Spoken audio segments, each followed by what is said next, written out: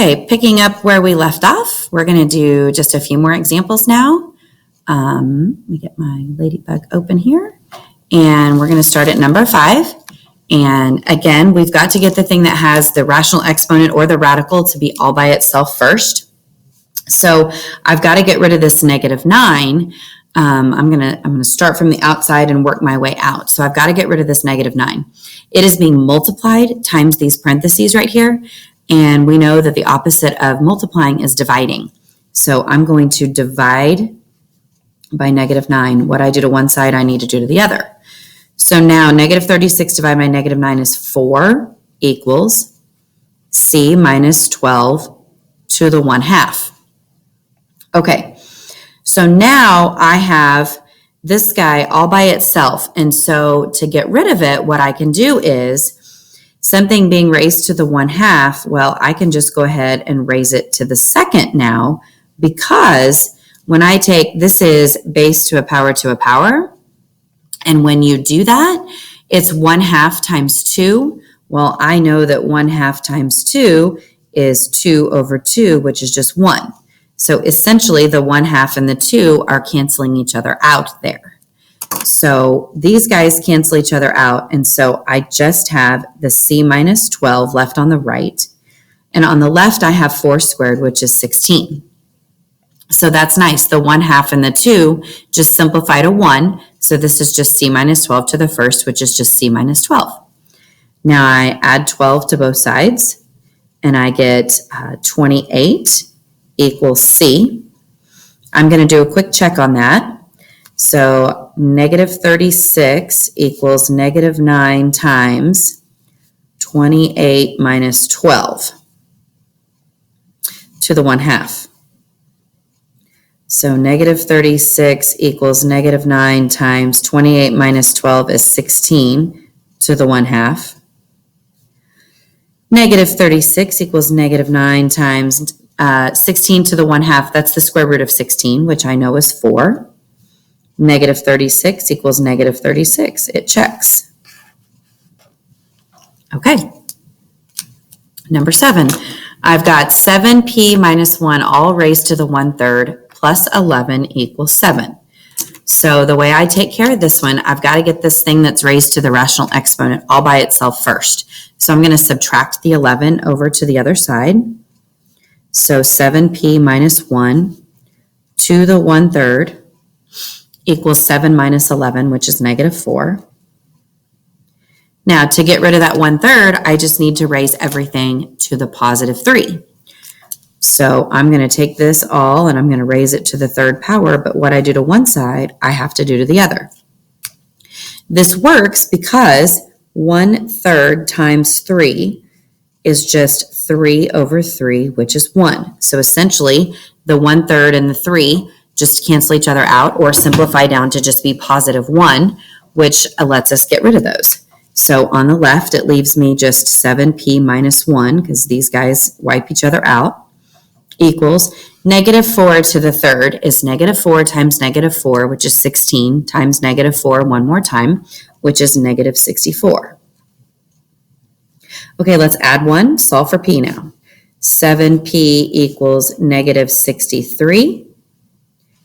Divide both sides by 7, and I end up with p equals -9. So let's do a quick check on that. So 7 times -9 minus 1, all raised to the 1/3, plus 11 equals 7. Okay, so this is -63 minus 1 to the 1/3 plus 11 equals 7. So that's going to be -64 to the 1/3 plus 11 equals 7.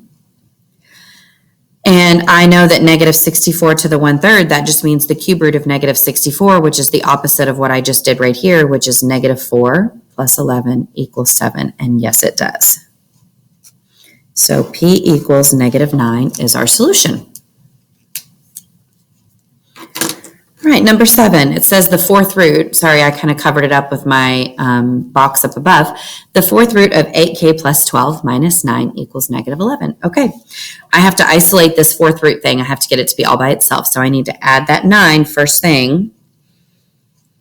So the fourth root of 8k plus 12 equals negative 11 plus 9 is negative 2.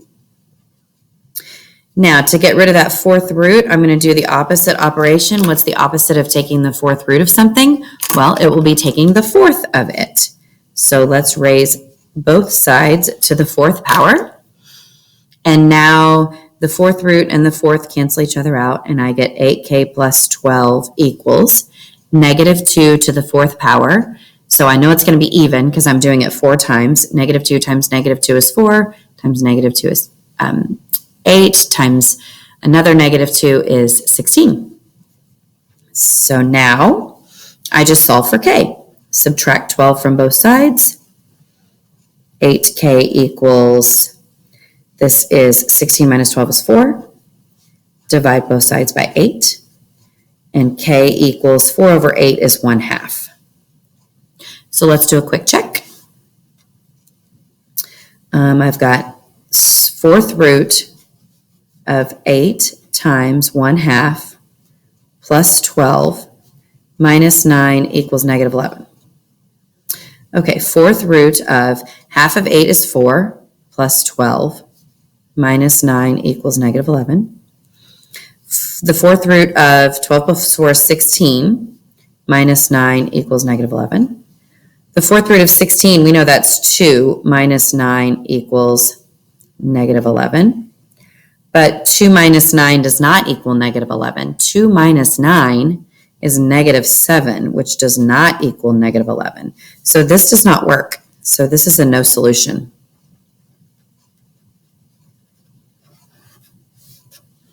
Looks like it works, but it doesn't end up working out in the end. Okay. Negative 4 times the square root of 43 minus 3x plus 18 equals negative 2. Let's see what's going on. I got to get that radical thing all by itself first. So I'm going to have to move this 18 and I'm going to have to move the negative 4. The negative 4 is being multiplied. Let's hold off on it. Let's subtract the 18 first.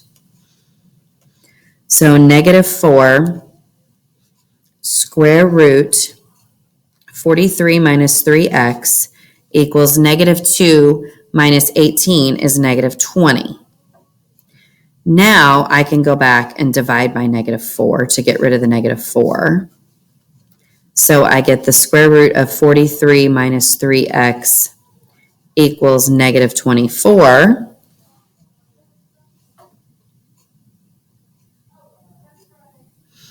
Oh, I'm dividing, not multiplying. Negative 20 divided by negative 4 is positive 5. Sorry about that. Now I get to go back. I have this thing with the square root all by itself. So now I can go back and square both sides. So the opposite of square root is square. So let's square both sides. 43 minus 3x equals 5 squared is 25. I'm going to subtract 43. Negative 3x equals 25 minus 43 is negative 18. Divide by negative 3, divide by negative 3. 18 divided by negative 3 is 6. So let's check and make sure 6 works. Okay.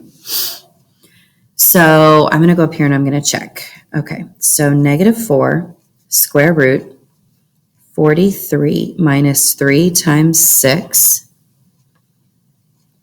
plus 18 equals negative 2.